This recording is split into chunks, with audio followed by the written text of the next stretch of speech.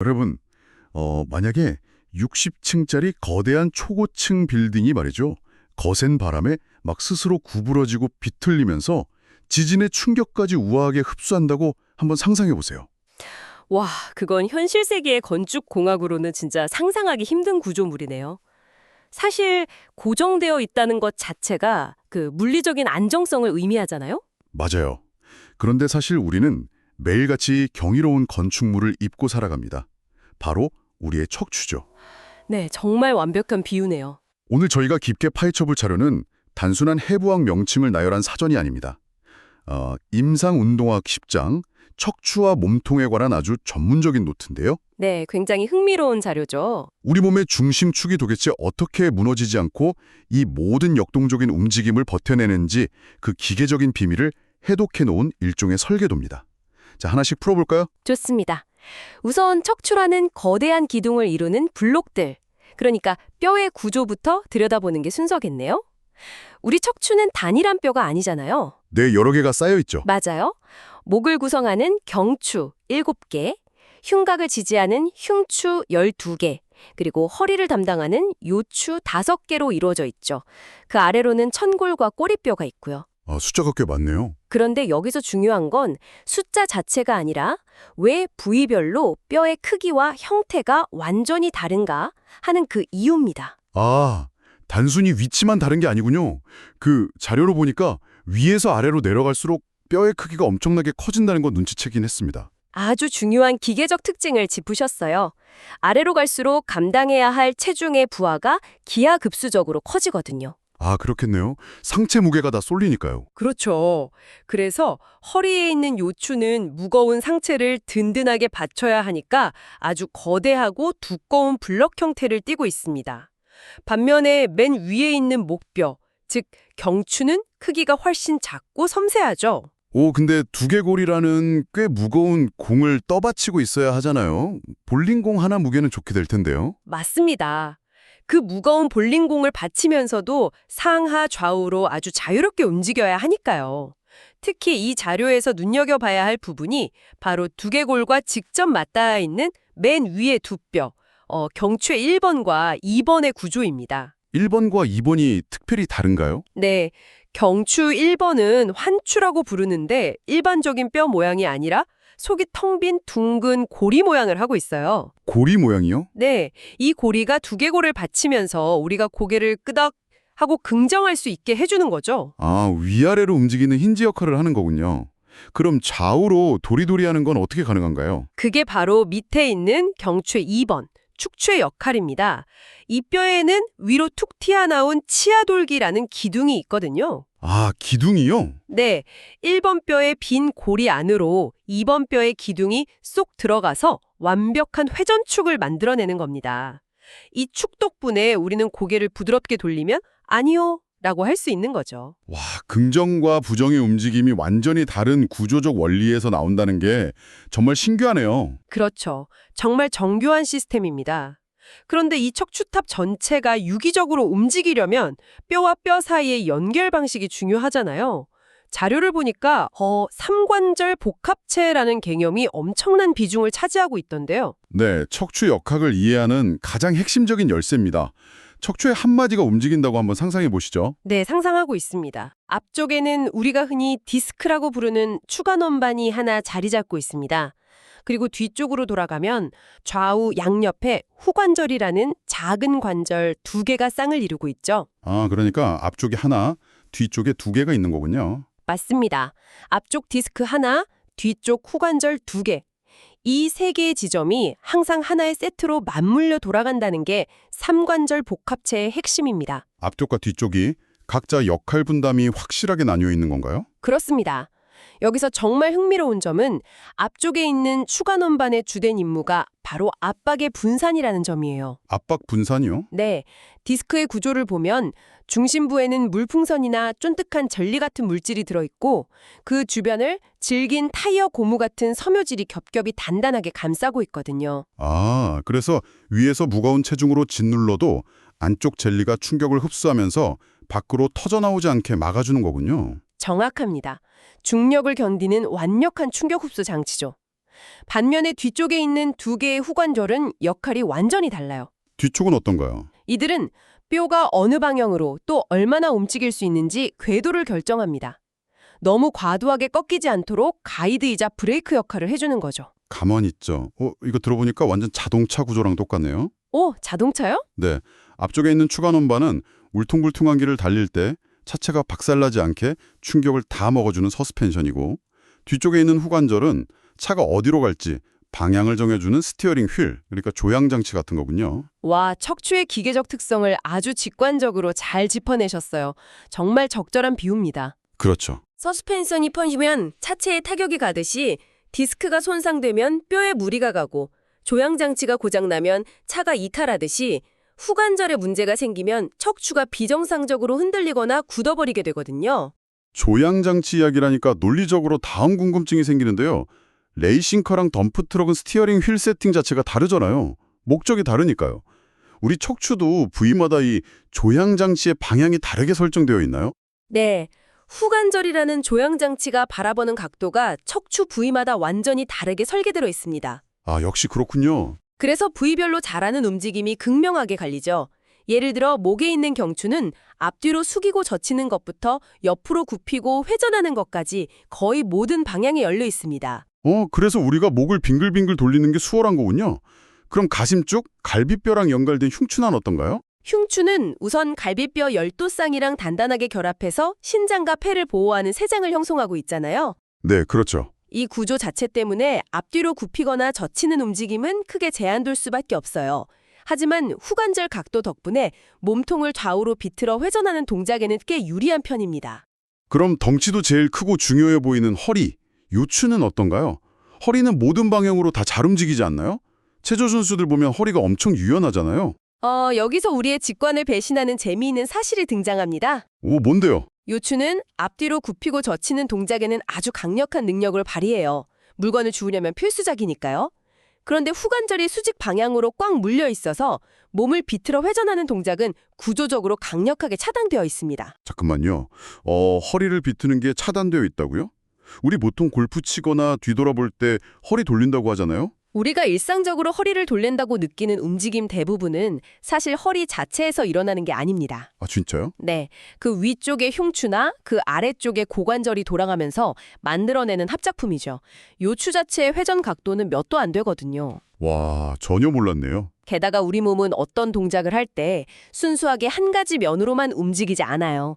자료에 나오는 커플링 현상처럼 옆으로 굽힐 때 뼈와 인대의 장력 때문에 필연적으로 회전이 함께 발생합니다. 굉장히 3차원적이죠. 와, 제 고민인데도 몰랐던 사실이네요. 그런데 복합적인 움직임하니까 이 자료에서 제 시선을 완전히 사로잡은 개념이 하나 있었습니다. 바로 몸통 골반 리듬인데요. 아, 척추 골반 리듬 말씀이시군요. 네, 우리가 무거운 택배 상자를 주우려고 앞으로 숙일 때 그냥 허리만 굽히는 게 아니라는 내용이더라고요. 완벽한 역학적 조화의 대표적인 사례죠. 몸을 숙일 때 신경계는 요추를 굽히는 것뿐만 아니라 골반 자체를 앞으로 기울이고 동시에 고관절도 굽혀지는 이 세 가지 동작을 하나의 팀처럼 조율합니다. 아, 짐을 골고루 나누는 거네요. 맞아요. 어느 하나가 혼자서 모든 부하를 떠안지 않도록 각조를 분배하는 겁니다. 여기서 제가 좀 삐딱하게 생각해 봤는데요.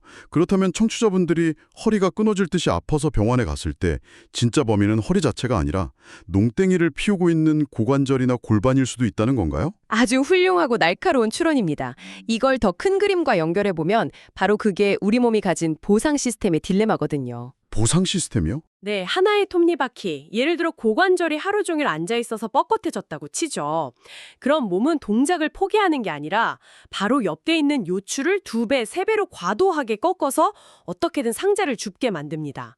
당장 눈앞에 임무를 완수하려고요. 그렇죠. 단기적으로는 아주 훌륭한 비상 시스템이죠. 하지만 장기적으로 보면 요추가 매일 자기 능력을 벗어난 관호동을 하다가 결국 파업을 선언하게 되는 거군요. 정확합니다. 요추 디스크나 인대가 마모되면서 통증이 폭발하는 거죠. 아픈 곳은 요추지만 근본 원인은 굳어버린 골반이나 고관절에 있을 확률이 높습니다. 와, 피해자랑 가해자가 다르네요. 진짜 새로운 시각입니다. 뼈와 관절이 하나의 네트워크라는 걸 이해하면 통증을 보는 시야가 넓어지죠. 자, 지금까지는 뼈대, 그러니까 기둥과 관절에 대해 봤습니다. 근데 아까 그 빌딩 비유로 돌아가 보면 뼈가 아무리 정교해도 중력이 늘어난 무너질 수밖에 없잖아요. 이 뼈들을 팽팽하게 붙잡아두는 밧줄들, 즉 근육의 세계로 들어가 보죠. 네, 척추를 둘러싼 근육 시스템은 정말 경이로운 공학입니다. 위치에 따라 임무가 철저하게 분담되어 있거든요. 어떤 식으로요? 가장 먼저 등 뒤쪽 겉면에 척추 세움근 그룹이 있습니다. 척추 전체를 활시위처럼 잡아당겨서 우리가 꼿꼿하게 설 수 있게 해주죠. 기립근 같은 거군요. 맞습니다. 그런데 통증이나 재활 관점에서는 깊은 곳에 숨어있는 다혈근이라는 근육이 훨씬 더 중요합니다. 다혈근요. 약간 생소한 이름인데요. 척추뼈 마디마디를 짧은 간격으로 촘촘하게 엮어주는 근육이거든요. 척추 세움근이 거대한 크레인이라면 다혈근은 뼈 마디가 미세하게 덜컹거리지 않게 잡아주는 정밀 조정자입니다. 아, 흔들림을 막아주는군요. 네, 만성 요통 환자들 MRI를 보면 이 다혈근이 지방으로 변성되어 있는 경우가 아주 많아요. 미세 대여가 안 되니까 관절에 끊임없이 충격이 가는 거죠. 등 뒤쪽에 그런 근육들이 있다면 앞쪽 복부 쪽에도 코어 근육들이 있겠죠. 식스팩으로 불리는 복직근이라던가. 근데 자료를 보니까 진짜 끝판왕은 따로 있더라고요. 복행근과 가로막 이야기 말입니다. 아, 네. 척추 역학에서 절대 빼놓을 수 없는 우리 몸의 천연 내장형 안전벨트 이야기군요. 진짜 흥미로워지는 부분이 바로 여기였어요. 우리 몸속에 스스로 조이는 천연 웨이트 리프팅 벨트가 내장되어 있다는 거잖아요. 어떻게 척추 앞쪽에 있는 근육이 뒤에 있는 허리를 보호하는 건가요? 밀폐된 알루미늄 캔을 상상해 보시면 쉽습니다. 캔 안에 가스가 꽉 차 있고 뚜껑이 닫혀 있으면 얇은 알루미늄이라도 성인 무게를 거뜬히 버티잖아요. 네, 밟아도 안 찌그러지죠. 그런데 뚜껑을 따서 압력이 빠지는 순간 손가락으로만 눌러도 푹 찌그러집니다. 아, 그러니까 캔의 옆면을 코르셋처럼 사방에서 꽉 감싸주는 게 복행근이고 위에서 뚜껑 역할을 하는 게 호흡을 담당하는 가로막이라는 거죠. 완벽하게 이해하셨네요. 숨을 들이마시고 배를 빵빵하게 만든 다음 복행근을 수축시키면 복압이 급격히 상승합니다. 복압이요? 네, 이 강력한 공기기둥이 척추 앞쪽에서 든든한 지지대 역할을 해주면서 요추에 가해지는 부하를 극적으로 덜어주는 거죠. 억지로 허리를 꼿꼿이 세우려고 등 근육에 힘주는 것보다 이 내장 벨트로 복압을 높이는 게 훨씬 똑똑한 척추 보호법이었네요. 게다가 흉력음막이라는 조직이 광배근부터 엉덩이까지 사선으로 쫙 이어져 있다는 것도 놀라웠습니다. 맞습니다. 인체에 독립적인 부품은 없다는 건 보여주는 완벽한 예시죠. 자, 그럼 이제 흐름을 조금 더 아래로 내려보겠습니다. 상체의 무게, 복압, 근육의 힘, 이 모든 하중은 결국 다리로 전달되어야 하잖아요. 이 힘이 모이는 우리 몸의 절대적인 병목 구간, 바로 엉치엉덩관절, 줄여서 SIJ로 시선을 옮겨보죠. 정말 치명적으로 중요한 관절입니다. 천골과 골반 양옆에 엉덩뼈가 만나는 틈새죠. 그런데 좀 의아했던 게 이 관절의 가동 범위가 기껏해야 1~2도 정도밖에 안 된다고 나오더라고요. 거의 안 움직이는 수준 아닌가요? 이게 왜 하중 전달의 마스터 키로 불리는 거죠? 관절이라고 다 크게 움직여야 좋은 건 아니거든요. SIJ는 유연성보다 안정성과 충격 흡수에 목숨을 건 관절입니다. 충격 흡수요? 걸을 때 발바닥에서 치고 올라오는 충격과 상체에서 내리누르는 무거운 체중이 정면 충돌하는 곳이 바로 SIJ예요. 여기서 미세한 움직임으로 충격을 분산시켜주지 않으면 그 힘이 고스란히 요추로 직행하게 됩니다. 와, 척추를 지키는 최후의 방어선이네요. 스스로 자세를 잠근다는 메커니즘도 신기했어요. 노테이션과 카운터 노테이션이요? 네, 천골이 앞쪽 아래로 끄덕이듯 기울어지는 게 노테이션입니다. 이렇게 되면 쐐기가 박히듯 관절이 단단하게 잠긴 상태가 되죠. 안정성을 극대화하는 거군요. 그럼 카운터 노테이션은 반대인가요? 맞습니다. 천골이 뒤로 젖혀지면서 관절 결합이 느슨해지고 골반 아래쪽 공간이 넓어집니다. 분만할 때 아기가 빠져나올 공간을 확보하기 위한 자연스러운 움직임이죠. 구조가 알아서 모양을 바꾼다는 게 대단합니다. 그리고 이 대목에서 오늘 탐구의 하이라이트인 폼 클로저와 포스 클로저 개념이 나오잖아요. 임상 역학의 정수라고 할 수 있습니다. 하드웨어와 소프트웨어로 이해하시면 쉬워요. 폼 클로저는 뼈 자체의 모양이 퍼즐처럼 맞아떨어지는 하드웨어적인 안정성입니다. 수동적인 결합이군요. 그럼 포스 클로저는 근육이 만드는 힘인가요? 정확합니다. 뼈 구조만으로는 무거운 하중을 버틸 수 없으니까 복행근, 다혈근 같은 근육들이 강력하게 수축해서 사방에서 꽉 조여주는 능동적 압박력을 생성하죠. 그게 포스클로저, 즉 소프트웨어의 영역입니다. 여기서 제가 진짜 엄청난 깨달음을 얻었는데요. 청취자 여러분도 흔히 골반 틀어졌다 하면서 뼈 맞추는 교정받으려고 하잖아요. 네, 흔히들 그러시죠. 근데 이 자료에 따르면 SIJ 쪽에 문제가 생기는 게 뼈 자체가 기계적으로 어긋난 게 아니라 주변 근육이 제 타이밍에 힘을 내는 포스클로저에 실패했다는 거잖아요. 이거 진짜 많은 분들의 고정관념을 깨는 내용 아닌가요? 이것은 매우 중요한 질문을 제기합니다. 통상적으로 우리는 통증이 생기면 뼈가 어긋났다는 식의 단순한 구조적 변형으로만 생각하려는 경향이 강해요. 눈에 보이니까요. 그렇죠. 뼈가 틀어졌다고 하면 이해하기 쉬우니까. 하지만 임상운동학적 관점에서 보면 골반과 척추가 무너지는 진짜 원인은 언제, 어느 근육을 얼마나 조여야 하는가라는 소프트웨어의 오류, 즉 타이밍이 엉켜버린 데서 출발하는 경우가 압도적으로 많습니다. 기계적 고장이 아니라 시스템의 동적 조화가 깨진 거죠. 와, 그러니까 밖에서 무작정 뼈를 누르고 비틀기 아니라 내장된 천연 코르셋이 제때 작동하도록 훈련하는 게 훨씬 근본적인 해결책이네요. 완벽한 결론입니다. 물론 사고로 인대가 끊어지는 폼 클로저 문제도 있지만 우리가 능동적으로 통제할 수 있는 건 결국 근육 시스템을 올바르게 사용하는 법을 다시 학습하는 거니까요. 네, 어느덧 오늘 텀구를 마무리할 시간이네요. 그래서 이게 다 우리에게 무슨 의미일까요? 정말 깊이 생각해 볼 문제죠. 오늘 잔료를 보니 우리의 척추는 단순한 블록 쌓기가 아니었습니다. 삼관절 복합체, 척추 골반 리듬, 그리고 포스클로저가 실시간으로 소통하는 완벽한 오케스트라였죠. 의자에서 일어나는 단순한 동작 하나에도 이토록 경이로운 생체 역학이 숨어 있었습니다. 맞습니다.